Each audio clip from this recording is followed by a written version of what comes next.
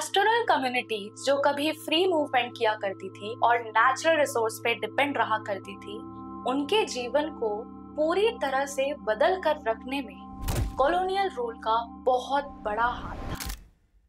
Hello everyone, I am Preeti Shukla and welcome back to फ्यूकी education. आज हम लोग chapter number 5 the pastoralist in the modern world का topic number 2 पढ़ने वाले हैं, जहां पे हमें समझ में आने वाला है कि कॉलोनियल रूल का क्या इम्पैक्ट था पास्टोरल लाइव्स में। Okay, now so before that we should understand कि कॉलोनियल रूल ने मतलब अगर आप लोगों के अंदर बिल्कुल अच्छी नॉलेज रहेगी या छोटी बेसिक अंडरस्टैंडिंग भी रहेगी तो आपको ये चीज अच्छे से पता होगी कि colonial rule her aspect of life में प्रॉपर तरीके से इम्पैक्ट डाले। ठीक है, कॉलोनियल रूल ने हर फील्ड ऑफ लाइफ को इम्पैक्ट किया, राइट। सो इस चैप्टर में, इस टॉपिक में, पर्टिकुलर टॉपिक में हम लोग समझेंगे कि जैसे फॉरेस्ट सोसाइटी पे इम्पैक्ट हुआ है, अलग अलग कॉन्टिनेंट्स पे, अलग अलग नेशंस पे इम्पैक्ट रहा है कॉलोनियल लाइफ का, कॉलोनियल रूल का, वैसे ही पास्टोरल कम्युनिटीज के ऊपर इसका क्या इम्पैक्ट, क्या प्रभाव पड़ा। ठीक है, so let us start. What changed under colonial rule? The colonial administration saw grazing land as unproductive if not cultivated. ठीक है, अब colonial rules का रूलर्स का ये मानना था कि अगर कोई लैंड, अगर कोई ग्रेजिंग लैंड है, अगर कोई पैस्चर लैंड है, ठीक है, तो वो बहुत ही अनप्रोडक्टिव है। ठीक है, क्यों? क्योंकि उनको तो प्रॉफिट कमाना था। कॉलोनियल रूल का यानी कि यूरोपियंस का, उन लोगों का क्या मानना था कि every land, every penny of land should be used with wise scientific forestry. Scientific forestry समझोगे आगे, लेकिन अभी इतना समझो कि हर लैंड पे इनको चाहिए था प्रोडक्टिविटी, हर लैंड पे कॉलोनियल रूल को क्या चाहिए था? प्रॉफिट। ठीक है, सो इन लोग ने इस लैंड को, जो भी पैस्चर लैंड है या जो भी ग्रेजिंग लैंड है, उस लैंड को अनप्रोडक्टिव डिक्लेयर कर दिया। ठीक है, then these lands are often labelled as waste land. ठीक है, अब देखो इनकी जो पैस्टोरल लाइफ की, उनकी तो कोई गलती नहीं है, वो लोग तो अपने तरह से सस्टेन कर रहे हैं लाइफ को, राइट। लेकिन इनका क्या प्रॉब्लम है कि इनको तो प्रॉफिट कमाना है, किनको? कॉलोनियल गवर्नमेंट को। ठीक है, एंड इन लोगों का माइंडसेट है कि हम ज्यादा से ज्यादा लैंड को अंडर कल्टीवेशन लेके आए। ठीक है, which is really very selfish move. ठीक है, क्योंकि पेस्टोरल क्या कर रहे हैं, उनकी तो लाइफ एक जगह से दूसरी जगह मूव करने पे डिपेंड करती है। वो लोग तो अपनी लाइफ को एक जगह से मूव करके दूसरी जगह पे ट्रेड करके अपने एनिमल्स को फीड करके ही सस्टेन कर रहे हैं। ठीक है, और वो लोग जब यहाँ से वहां मूव कर रहे हैं, then they are in the back of mind thinking that हमारा जो हमने ये वाला पेस्चर छोड़ के रखा है वो कहीं ना कहीं रिप्लेनिश कर रहा होगा, तो हमारे लिए तो रिसोर्स हर जगह बनते जा रहे हैं, राइट। लेकिन इन लोगों का कहना था कि it is really very unproductive and we are terming it as a wasteland. ठीक है, सो कॉलोनियल रूल ने इसको क्या टर्म किया? Wasteland, and targeted for the conversion of to agriculture. उन्होंने बोला कि ये जो लैंड है, ठीक है, इस लैंड को एग्रीकल्चर के अंडर आना चाहिए। ठीक है, यहाँ पे कल्टीवेशन होना चाहिए। Grazing grounds begin to shrink as more land was taken over farming and cultivation. ठीक है, अब कॉलोनियल रूल के आने से क्या हो रहा है? ज्यादा से ज्यादा लैंड अंडर कल्टीवेशन आ रहे हैं, which is why pastorals are feeling really very troubled to sustain their life, to bring back their livelihood on the position it was earlier. ठीक है, अब ये चीजें of course affect करेंगे लाइफ को। ठीक है, pastoralist movement were increasingly regulated. They could no longer be move freely with herds between pastures. ठीक है, अब क्या हो रहा है? अब इनका मूवमेंट क्या होने लगा? रेस्ट्रिक्ट होने लगा। जैसे ही लैंड फॉर पेस्चर्स और for grazing will shrink, the movement will also be affected. Am I right? Yes, right. तो क्या होगा? Revenue demands increased, taxes on land increased, animal increased, and then grazing fees etc. putting financial pressure on the pasture community. अब क्या है, pastoral communities पे क्या कर रहे हैं लोग? जानबूझ के डेलिबरेटली क्या कर रहे हैं, प्रेशर क्रिएट कर रहे हैं। हाउ? इंक्रीजिंग टैक्स, ठीक है। फिर एनिमल्स को क्या कर रहे हैं, एनिमल्स पे रेस्ट्रिक्शन लगा रहे हैं, ठीक है। देन ग्रेजिंग फीस कर रहे हैं। अगर आपको इधर ग्रेज करवाना है तो आपको क्या करना पड़ेगा, हमें फीस देनी पड़ेगी, हमें कुछ अमाउंट देना पड़ेगा, ठीक है। और टैक्स तो देना ही पड़ेगा, ठीक है। So this is what putting a financial pressure on home, the people, the pastoral communities, ठीक है। एक तो वैसे ही उनकी लाइवलीहुड को श्रिंक करवा दिया, रेस्ट्रिक्ट करवा दिया, ठीक है, वैसे ही हैम्पर कर रहे हैं उनकी लाइफ को। And on the top of that क्या कर रहे हैं ये लोग, टैक्स लगा के उन पे फाइनेंशियल बर्डन भी डाल रहे हैं, ठीक है। तो ये कर रहे थे कॉलोनियल रूल वाले, ठीक है। लॉज और पॉलिसीज इंट्रोड्यूस की गई, किसके लिए, इन पैस्टोरल कम्युनिटीज के लिए, कि वेस्टलैंड रूल्स बनाए गए, introduced in to claim unused और uncultivated land and allocate them for cultivation. अब क्या हो रहा है यहाँ पे, जो अनयूज्ड लैंड है, जो कि वेस्ट लैंड है, उसको क्या बोल रहे हैं, वापस से रिस्टोर करो, ठीक है। कल्टीवेशन करने के लिए उसको रिस्टोर करो, ठीक है। वेस्ट लैंड रूल, ठीक, समझ में आया। मतलब अब कोई भी एरिया, कोई भी लैंड वेस्ट लैंड नहीं पड़ी रहेगी, उसको हमें रिस्टोर करना है एंड देन हमें उसको यूज करना है, ठीक है। किसको, कॉलोनियल रूल को। Grazing lands often fail under the rules, ठीक है। अब वो ग्रेजिंग लैंड, वो वेस्ट लैंड जहाँ पे जो पैस्टोरल कम्युनिटी है वो अपना करवाती थी, वो फीड करवाती थी अपनी लाइफ स्टॉक्स को, ठीक है, ग्रेजिंग करवा रही है अपने लाइफ स्टॉक्स को, वो लैंड को भी इन लोग ने अंडर दिस रूल ले लिया कि वो लैंड भी अनयूज्ड की कैटेगरी में आती है, ठीक है। Forest act, many forest act were declared either reserve forest और प्रोटेक्टेड फॉरेस्ट। दो टाइप की फॉरेस्ट बना दी गई, रिजर्व और प्रोटेक्टेड, और दोनों में ही रेस्ट्रिक्शन लगा दिया, किसका, पैस्टोरल कम्युनिटीज का, ठीक है। कि कम्युनिटीज और even the tribes of that particular forest are not able and they will be restricted to use the resource of the forest, ठीक है। तो वही है कि एक्सेस नहीं मिलेगा ग्रेजिंग के लिए, फोरेज के लिए, मूवमेंट के लिए, ठीक है।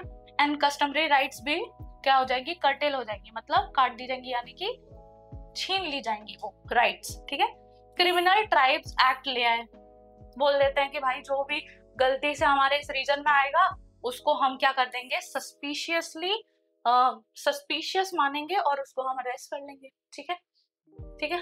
अब now under this act many such groups were labelled as criminal tribes. वही बताया मैंने कि उसको क्रिमिनल ट्राइब का टैग दे दिया जाएगा और बोला जाएगा कि ये लोग क्राइम कर रहे थे, इन लोग ने लॉ का उल्लंघन किया है, इनको मना किया है कि मत आओ, लेकिन ये लोग फिर भी they are accessing our forest which are reserved and which are protected, ठीक है। नाउ विदाउट परमिट नहीं आना है, वही चीजें हैं, पुलिस वॉच के अंडर रहेंगे ये लोग। नाउ इफेक्ट ऑन पैस्टोरलिस्ट लाइफ, अब इनकी लाइफ पे क्या इफेक्ट पड़ रहा है, ठीक है। कॉलोनियल रूल तो आया, ठीक है, लॉज भी आए, पॉलिसीज भी आई, बट इनकी लाइफ में क्या इफेक्ट पड़ रहा है, let us see. Serious shortage of pasture, सबसे पहला एंड सबसे ऑब्वियस इम्पैक्ट क्या हो सकता है, पैस्चर्स का श्रिंक होना, शॉर्टेज ही पड़ जाना, कमी हो जाना, ठीक है, क्योंकि कम्युनिटी इतनी बड़ी है। अगर पूरे इंडिया के लैंड में या पूरे उस पर्टिकुलर रीजन के लैंड में थोड़ा सा भी रीजन अगर उनको नहीं मिलेगा तो वेयर दे विल गो, ठीक है। उनके जो एनिमल्स है उनको खाना कहाँ से मिलेगा, ठीक है, और उनकी लाइफ जो पूरी कम्युनिटी है उनके साथ उनका एनिमल है, ये सबकी लाइफ कितनी ज्यादा लेवल पे अफेक्ट होगी, इसका अंदाजा आप लोग खुद लगा सकते हो, right. Deterioration of pasture quality, ठीक है। अब पेस्चर की क्वालिटी भी डिटर होती जाएगी, कैसे, अभी हमने पहले पढ़ा था ना कि एक रीजन का यूज करना है, एक रीजन को यूज कर रहे हैं अच्छे से, ठीक है, और फिर आगे मूव कर जा रहे हैं दूसरे रीजन के लिए, लेकिन अब मूवमेंट उनका रेस्ट्रिक्ट हो गया है, ठीक है। एरिया उनको बहुत, ये जो रीजन है इसका इतना ही रीजन उनको पेस्चर करने के लिए मिल रहा है। अगर इसको इतना ही रीजन अगर मिलेगा तो क्या पूरी कम्युनिटी सस्टेन कर पाएगी, क्या पूरी कम्युनिटी के लिए क्वालिटी लैंड बचेगा, क्या वहां पे रिसोर्स बचेगा, ऑफ कोर्स नॉट, ठीक है। सो विच इज वाई क्या हो रहा है, लैंड का डिटरेशन हो रहा है। When pastoralist are restricted in movement, the same lands are overused and natural regeneration of this land is hampered, ठीक है, क्योंकि अब उसी पर्टिकुलर रीजन में क्या कर रहे हैं ये लोग, बार बार उसी एरिया को फीड कर रहे हैं। अब वो रिप्लेनिश तो हो ही नहीं पा रहा, तो कैसे वहां के लोग खाएंगे उसको, या वहां के एनिमल्स खाएंगे उसको, how, right. Now next is decline in the livestock health. अब लाइवस्टॉक की health, it is really very obvious कि लाइवस्टॉक की हेल्थ क्या करने लगेगी, डिक्लाइन करने लगेगी। क्यों? जब उसको प्रॉपर न्यूट्रिशन नहीं मिलेगा, प्रॉपर खाना उसको टाइम से नहीं मिलेगा, क्वालिटी ऑफ प्रोडक्ट नहीं मिलेगा, ठीक है, तो इट विल इवेंचुअली डिक्लाइन, ठीक है। डेथ बढ़ने लगेंगी, ठीक है, लैक ऑफ फोरेज और अनफीडिंग, ठीक है, अंडरफीडिंग, प्रॉपर नहीं मिल रहा। जितना उस स्टॉक की कैपेबिलिटी है, लाइफ स्टॉक की कैपेबिलिटी है, उतना वो लोग खा नहीं पाएंगे, राइट। तो स्पेशली ड्यूरिंग ड्रॉट और फेमाइन्स अगर उसमें पड़ गया, अब सोचो ऐसी ही कमी है, उसमें ही ड्रॉट आ गया, उसी में ही फेमाइन आ गया, तो तुम लोग उस सिचुएशन को सोचो कि ये वर्स्ट पॉसिबल सर्कमस्टेंस होगा, राइट। तो ऐसा चीजें यहाँ पे होने लगी थी। तो ये सब चीजों से पैस्टोरल लाइफ को इम्पैक्ट आ रहा था। लॉस ऑफ लाइवलीहुड जीवनी की तो पूरी प्रॉब्लमेटिक ड्रामा हो गया था वहां पे, ठीक है, पूरी तरह से खराब, ठीक है। हाउ? रिड्यूस ट्रेड नहीं हो पा रहा था, क्योंकि मूवमेंट अगर रेस्ट्रिक्टेड है तो how it is possible to for them to trade, right. Tough. Now decline in the income and some became more dependent on external aid and non-pasture work, ठीक है। अब तुम लोग खुद से ये अंदाजा लगाओ, ये लोग एक्सटर्नल एड और नॉन पेस्टोरल वर्क पे डिपेंडेंट होने जा रहे हैं। क्यों? What is their original profession? What is their original occupation? They are leaving that and they are jumping towards another thing which is external aid, यानी कि दूसरों से मदद, और दूसरा अपने पेस्टोरल वर्क को छोड़ के कॉलोनियल रूल के लिए एग्रीकल्चर में काम कर लो, ठीक है, फैक्ट्रीज में काम कर लो, ठीक है, ये करना पड़ रहा है। Getting it? सो इतना ज्यादा लेवल पे इम्पैक्ट आ रहा है ना। अब ये तुम्हारे बुक में एक मैप दिया हुआ है जहाँ पे बहुत इंपॉर्टेंट कम्युनिटीज का नाम बना हुआ है। मैंने एक फ्लो चार्ट पिछले सेक्शन में बनाया हुआ था, बट ये बहुत ज्यादा अच्छा डिटेल है, तो इसको भी अच्छे से याद कर लो, ये तो बहुत ही अच्छा रहेगा, ठीक है। मोनपासिन अरुणाचल प्रदेश, गुज्जर, गद्दीस, भोतियाज एंड गुज्जर, ठीक है, रायकास, बंजारा यहाँ पे भी है, मलधारीज, तंगर और ये कुरुबा गोलास वगैरह वगैरह, ठीक है।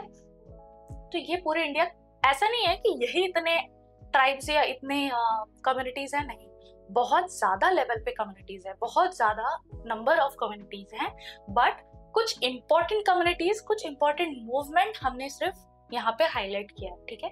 बहुत कम्युनिटी, अगर आप लोग सर्च करने जाओगे तो you will find numerous number of communities, ठीक है।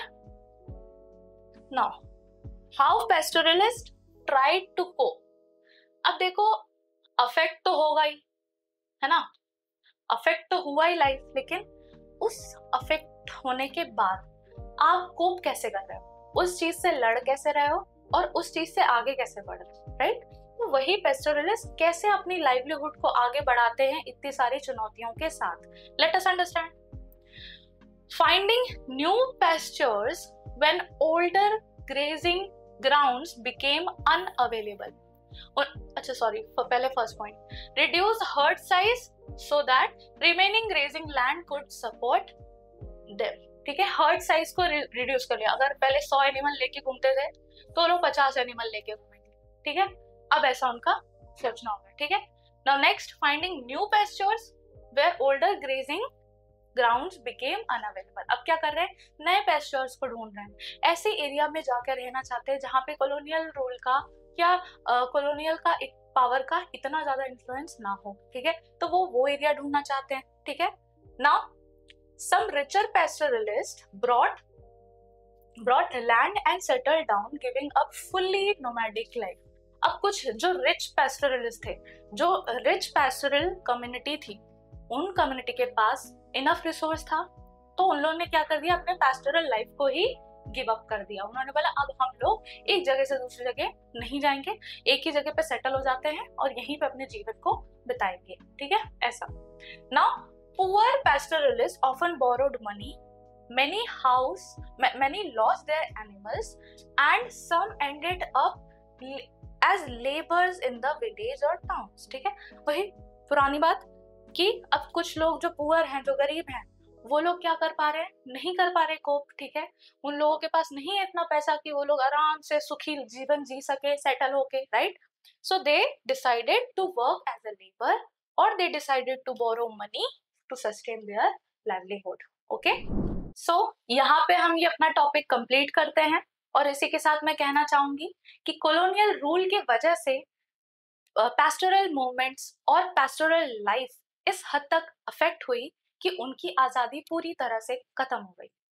और अगर आपको ये लेक्चर अच्छा लगा हो तो इसे लाइक करें, सब्सक्राइब करें और शेयर करें, और इसे और डिटेल में पढ़ना हो तो फ्यूके एजुकेशन ऐप को डाउनलोड करें. Thank you.